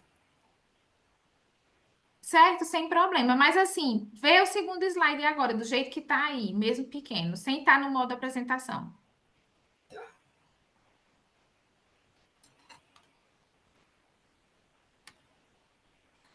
Tá, gente, eu tô com ele aberto. Realmente, você faz a apresentação, então, Graziele, sem a gente acompanhar, a gente só acompanha a sua fala, dá certo. Assim, a saída, né? Me parece que vai ser a saída, eu peço até desculpas. Não, não tem problema, acontece. Tá bom, pessoal, então assim, esse artigo, ele foi desenvolvido numa disciplina que eu ministro no Centro Universitário Unicesuski, que é uma faculdade privada aqui em Florianópolis, ali em Santo Antônio de Lisboa. As duas meninas, a Salete Maria Bernardo e a Priscila Martins, elas são alunas de graduação de primeira fase. E no primeiro momento, quando eu propus a gente desenvolver em sala de aula um caso de ensino, os alunos acharam que foi bem desafiador, porque eles de fato não tinham experiência nenhuma com uma graduação, com a escrita de um artigo. A minha ideia realmente foi desafiá-los no sentido de, a partir da disciplina que era de marketing e comportamento do consumidor, que eles conseguissem visualizar na prática do dia a dia situações do que a gente estava veiculando na disciplina. Então, a Salete e a Priscila, e aí a quarta autora comigo, né, é a Érica de Pádua, que é uma parceira minha da Universidade Federal de Santa Catarina, com quem eu costumo escrever alguns artigos.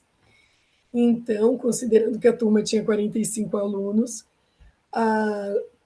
por eu e por ela temos mais experiência com esse tipo de proposição. A ideia foi participar de forma mais consistente, substantiva, nesse apoio que a gente tinha que dar para os alunos nessa empreitada. E, com base nisso, eu pedi que eles se identificassem com algum dos assuntos e temas que a gente apresentou no transcorrer do semestre e que eles conseguissem visualizar no cotidiano algo que fosse possível construir uma narrativa e que, com base nisso, eles conseguissem fazer esse link, né, da teoria com a prática organizacional. Então, a Salete, ela trouxe para a nossa realidade a questão da colher confeitaria, que foi uma confeitaria que foi criada, né, ela começou a existir de forma informal em 2020, durante a pandemia. Ela foi fundada pela Cristiane e pela Giovana, e elas atuavam inicialmente na própria residência, né, produzindo bolos e doces e vendendo para pessoas conhecidas no bairro que elas moravam, que é no bairro dos Ingleses, em Florianópolis. E aí o transcorrer da história do caso tenta mostrar o quê? Tentar mostrar uma linha do tempo de como que esse negócio foi desenvolvendo de 2020, que foi o momento inicial, até 2025, e é um momento no qual elas já se encontram com a Colher Confeitaria formalizada, elas fizeram essa formalização no espaço físico que elas escolheram, e esse espaço físico, ele inicialmente ele comporta no máximo 18 pessoas. A equipe ali era constituída pelas duas fundadoras e os seus respectivos cônjuges, que eram o Giovanni e o Diego, e mais 4 funcionárias. E conforme as necessidades operacionais do empreendimento delas foi exigindo essa ampliação, elas conseguiram chegar até um número máximo de 18 pessoas ali, mas elas agora elas estavam diante desse dilema. Qual que era o dilema? Como que elas poderiam crescer sem perder a essência? Porque a confeitaria é uma confeitaria artesanal.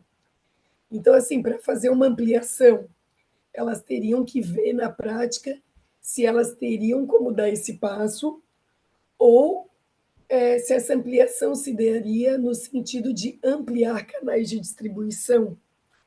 E o bacana da história foi que a Salete é parente das fundadoras, a Salete, que é a principal autora, a Aline é a primeira autora, e ela conseguiu, junto com a Priscila, uma rodada de entrevistas, né? Então, a fonte de dados do artigo são dados primários. Ela conseguiu, numa rodada de entrevistas, extrair esses dados.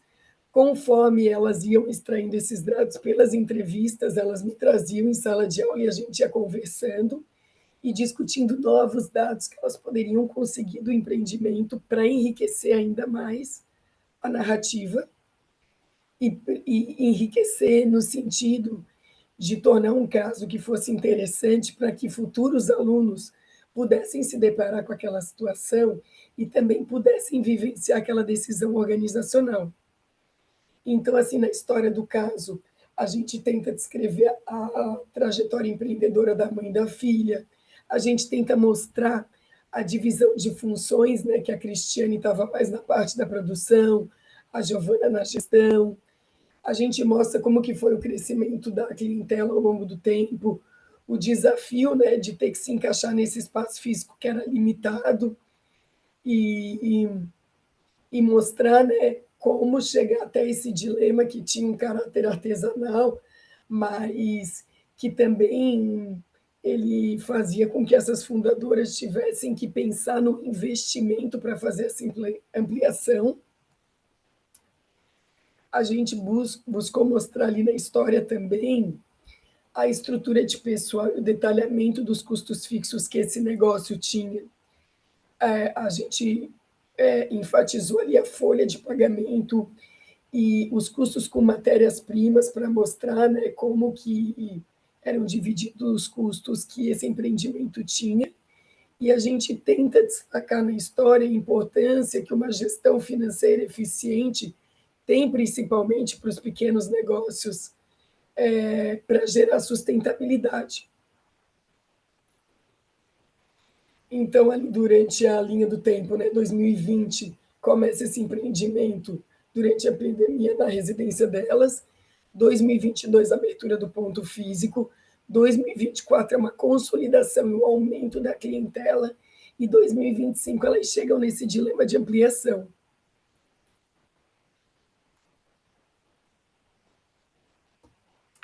Aí os objetivos de aprendizagem que a gente pensou: entender os desafios do crescimento sustentável nesses pequenos negócios, comparar uma expansão física versus canais digitais, usar o marketing digital para fidelizar e captar clientes e refletir sobre decisões de investimento em negócios familiares e aplicar o comportamento do consumidor e o posicionamento a um negócio local. Aí, as ferramentas didáticas que a gente apresentou no caso foi a SWOT, né? Então, a gente tentou, através da análise SWOT, mostrar como que se faria uma leitura da estrutura operacional e do ambiente concorrente desse negócio. E um outro assunto dessa área de marketing e comportamento consumidor que a gente trabalhou em sala de aula, que chamou a atenção delas, foi os 8 P's de VAS 2011, em que a gente apresentava um ciclo para esses pequenos empreendedores planejarem, executarem e medirem as suas estratégias digitais. E aí, os dados foram primários, porque elas fizeram uso de entrevistas, né, em profundidade com as sócias. A gente complementou com esses dados operacionais que foram coletados, né, vendas, os produtos, os custos que elas tinham, a sugestão desse plano de ensino para o professor que viesse a utilizar esse caso de ensino em aula era uma leitura prévia e depois aplicação de questões guias individuais e depois o professor ainda poderia fazer um debate sala de aula.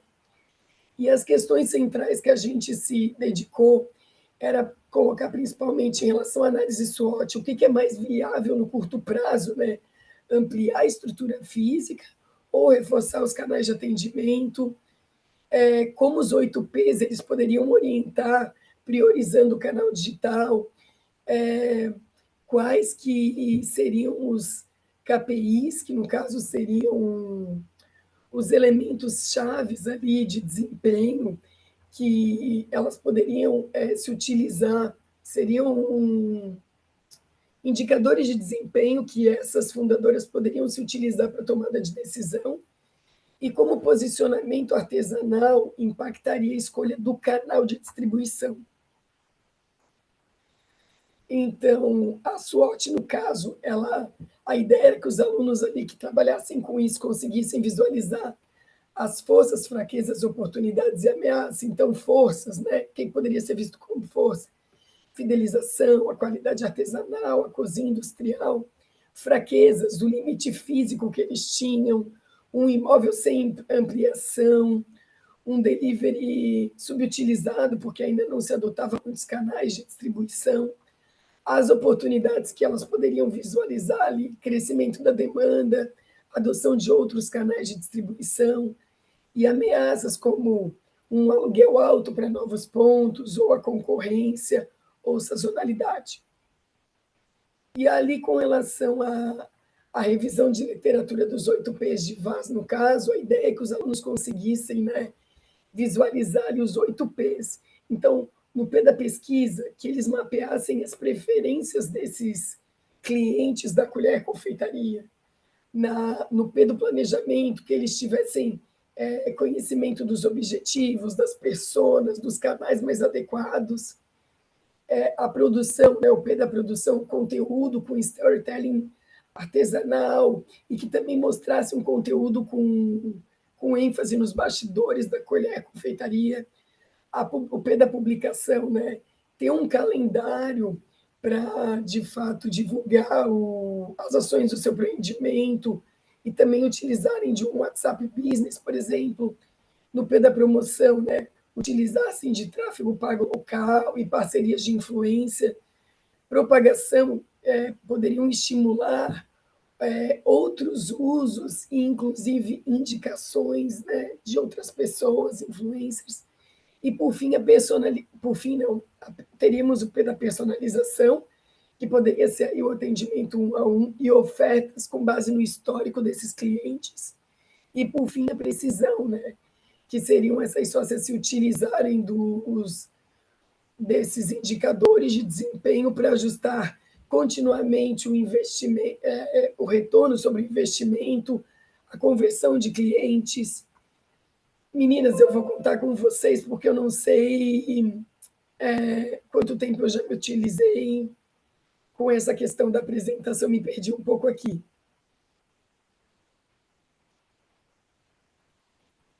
Não, faltam 4 minutinhos. Tá, eu vou continuar então. Desculpa, obrigada. Então, a questão da análise SWOT, fazendo esse link com os 8 P's do marketing de VAS, ela teve essa proposta de ser um direcionador de os alunos que fizessem uso desse caso de ensino conseguissem perceber assim que no curto prazo uma perspectiva seria fortalecer o delivery desse negócio. No médio prazo, avaliar o novo ponto físico com base na avaliação e nesses dados operacionais. A avaliação principalmente desses indicadores de desempenho, né, do empreendimento. E, no fim, o intuito disso, que era? Que fosse mantida essa essência artesanal em todos os contatos que a loja tivesse com o consumidor final, fosse através da loja física ou fosse através de um canal digital. Então, as questões que a gente apresentava para o docente utilizar em sala de aula, a questão 1, que tinha a ver com a análise SWOT, a ideia é que os alunos chegassem a essa conclusão, que era mais viável a utilização no curto prazo. A análise SWOT é mostrar isso, com a adoção do delivery. A questão 2, que tratava mais, em grande parte, dos 8 Ps, a ideia é que ela fornecesse o como, né? Como da pesquisa até a mensuração, para que fosse priorizado o digital. A questão 3 falava dos indicadores de desempenho, então era mostrar como a margem de contribuição, analisar como o lucro por cada canal e analisar também o crescimento do delivery, para daí sim esse gestor, que no caso seriam os alunos que estivessem trabalhando com o caso, né, que estivessem diante desse dilema, chegassem à decisão em relação a crescimento, em relação ao dilema da história. E a questão 4, ela tinha mais a ver com posicionamento. Então, ela mostrava que o artesanal ele não excluía o digital, mas que precisava haver uma coerência, né?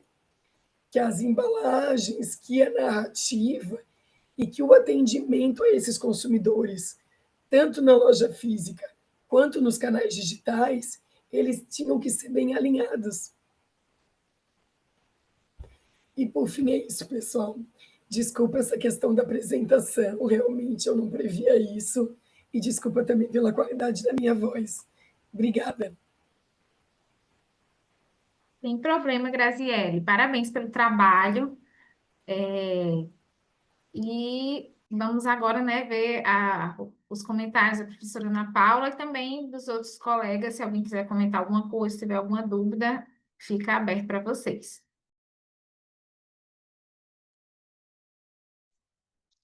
Graziele, então, primeiro, parabéns, né? Eu acho que inserir os alunos da graduação na escrita de caso é um desafio.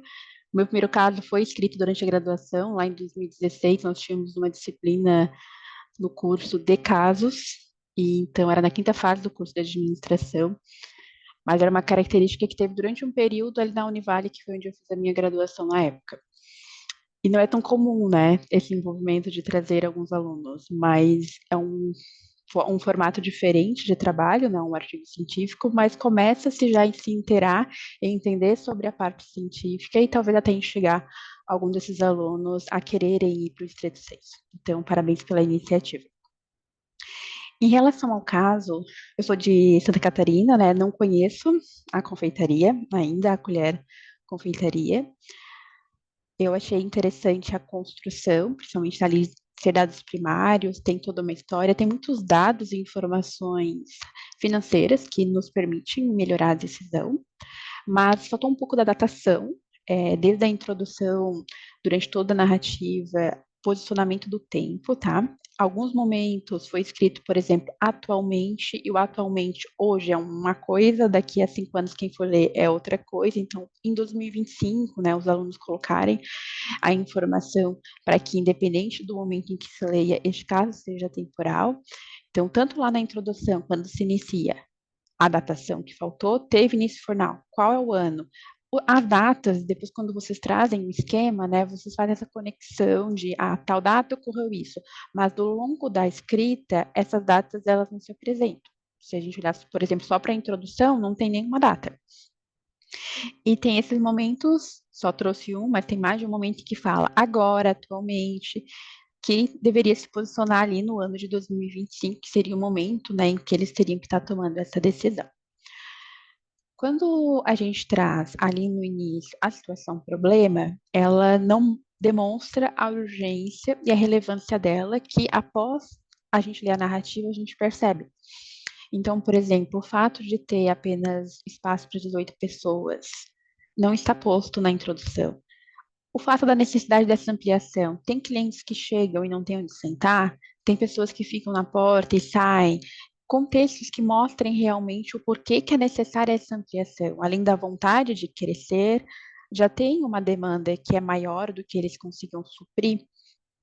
Então, isso eu senti falta dessas informações ali na parte de introdução, que vai dar relevância a mais para o dilema, né?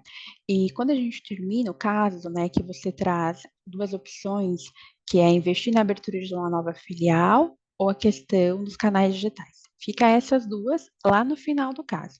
Mas antes se fala também da ampliação do espaço, que seria uma terceira opção.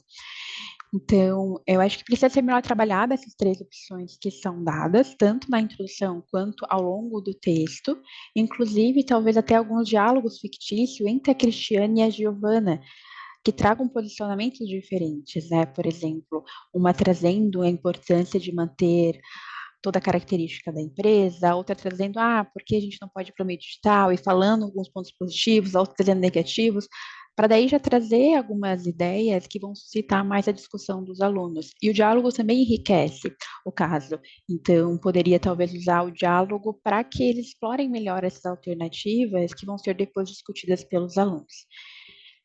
Essa foi a minha maior falta, foi esse entendimento. Eu tenho muito dado, mas da relevância e urgência desse dilema, da introdução e ao final, e a discussão dessas três alternativas, que uma delas aparece ao longo do texto, mas no final se traz apenas duas, mas anteriormente tinha sido mencionada ela, né? E explorar essas alternativas. Tem um posicionamento, claro, né? Porque se você posiciona também, o aluno já acha que tem uma resposta certa e não tem uma resposta certa.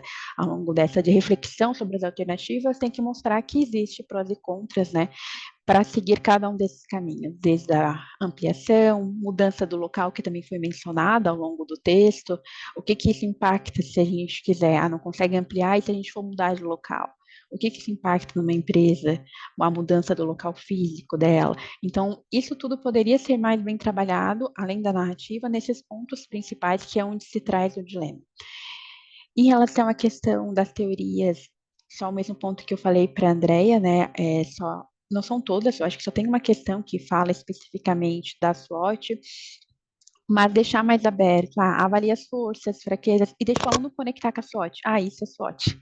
Eu tenho que fazer essa análise, então isso eu posso fazer por SWOT. Deixar essa aprendizagem acontecer de uma forma mais aberta para ele trazer as conexões. As imagens e figuras, elas ficaram entre, né, o texto e o dilema.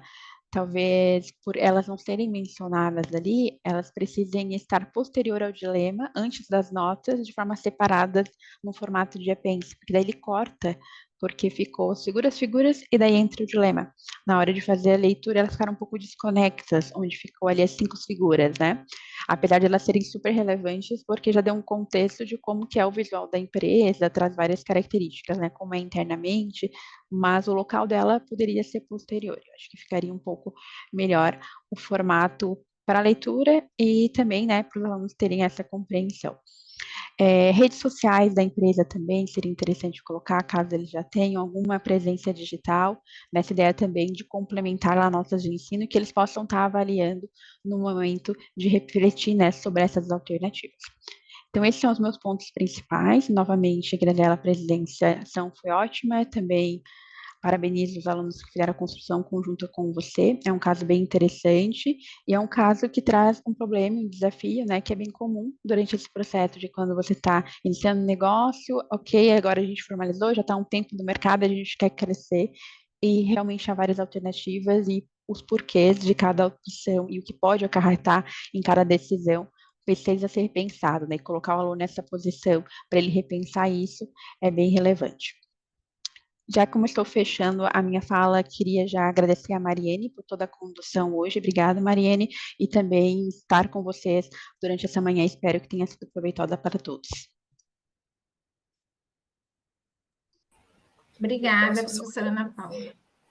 Claro, Graziele, eu já ia abrir para os comentários finais de cada um, quem se quiserem, né? Desculpa, Mariana. Ô, Ana Paula, eu queria te agradecer muito pelos feedbacks, porque, como era uma turma grande, foram desenvolvidos mais ou menos uns 15 artigos. Então, assim, a gente tinha uma limitação de tempo e uma falta de maturidade dos alunos para todos esses aspectos, que a gente que já tem uma trajetória mais longa consegue perceber. Mas achei riquíssimo tudo que tu me trouxe, desde inclusão de narrativas ali. Então a ideia agora é sentar com calma com eles para poder fazer esses aperfeiçoamentos. Obrigada.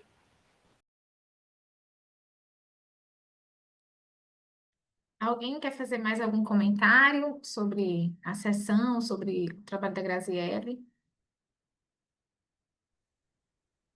Sobre a sessão, vou só agradecer a participação e também os comentários da Ana, sua mediação, Mariene, a oportunidade de assistir os trabalhos dos colegas e que possamos ter outras oportunidades, então, para trocar essas ideias, tá? Então, de minha parte, estou muito satisfeito, tá?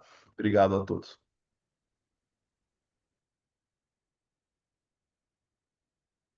Né, a Andrea comentando, de fato, assim, eu me surpreendi, né? Só até para concluir a questão de vocês terem tantos trabalhos, né, colocado esse desafio para os alunos da graduação, né? Inclusive, era até só para encerrar mesmo rapidinho, eu ia comentar, né, se vocês já apresentaram, já aplicaram esses casos nas turmas, né? No caso, assim, não como a Graziela, que foi a turma de graduação que elaborou, mas se já foi aplicada em alguma turma de graduação. Porque, assim, pela minha experiência né, enquanto professora, de fato, quando a gente aplica o caso, aparece, assim, várias dicas, várias coisas que a gente pode acrescentar. Então, é uma sugestão, né, para que vocês, antes até de submeter a um periódico, tentem aplicar na sala de aula, porque aí vocês vão perceber que os próprios alunos, ou eles não vão se envolver na história e vocês vão sentir a necessidade de colocar mais informações ou tornar o texto mais envolvente, mais fácil, ou colocar mais figuras, ou os alunos mesmos vão dizer, nossa, aqui não diz isso ou aquilo, né? Alguma informação que vai ser relevante para a tomada de decisão. Então, é uma dica que eu posso deixar para que vocês tentem aplicar nas turmas de vocês para poder fazer essa ponderação, né, do que é necessário ou não. Mas parabéns a todos, né? Um bom evento. Nós estamos só começando, o seminário está só começando. Hoje à noite a gente tem outras sessões de casos para ensino e presencialmente, né? Não sei se algum de vocês vão estar presencialmente, vão ter os outros dias. Um bom evento para todos. Sim, e só lembrando de fazer a avaliação, né, pelo link que eu coloquei logo acima. Não sei se vocês já avaliaram. E é isso, pessoal. Um ótimo dia. Uma ótima terça-feira. Acho que é terça, né? Nem sei mais qual dia da semana a gente tá. Isso, é terça. Tchau, tchau, pessoal.